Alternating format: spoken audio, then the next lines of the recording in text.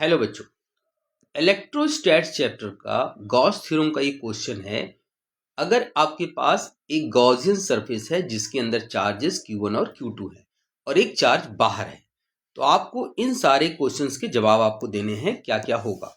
पहला क्वेश्चन क्या कह रहा है कि कौन सा चार्ज इस सरफेस के ऊपर इलेक्ट्रिक फील्ड के लिए रिस्पॉन्सिबल है।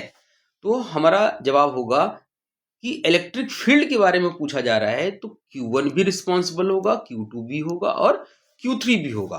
तीनों के तीनों चार्ज होंगे, यानी कि Q1, Q2, Q3 all three charges will responsible for the electric field at any point on the Gaussian surface। दूसरे पार्ट में पूछा गया कि बताओ कि which charge contribute the net flux on this surface. तो हमें पता होना चाहिए कि नेट फ्लक्स तभी आता है जब गॉसियन सरफेस के अंदर का चार्ज होता है। तो गॉसियन सरफेस के अंदर कौन सा चार्ज है, Q1 और Q2। तो हम सिर्फ Q1 और Q2 को कंसीडर करेंगे। अब क्वेश्चन ये तीसरा क्वेश्चन कह रहा है कि अगर Q1 और Q2 की वैल्यू बराबर हो गई, तो बच्चों अगर Q1 और Q2 की वैल्यू बराबर हो गई तो तीसरे पार्ट में फ्लक्स तो जीरो हो जाएगा। लेकिन क्वेश्चन फ्लक्स नहीं पूछ रहा है, क्वेश्चन क्या कह रहा है कि electric field on the surface will be zero.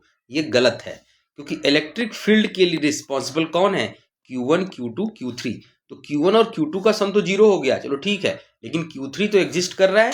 इसका मतलब कि सरफेस पर इलेक्ट्रिक फील्ड होगी। किसकी वजह से, Q3 की वजह से। Thank you.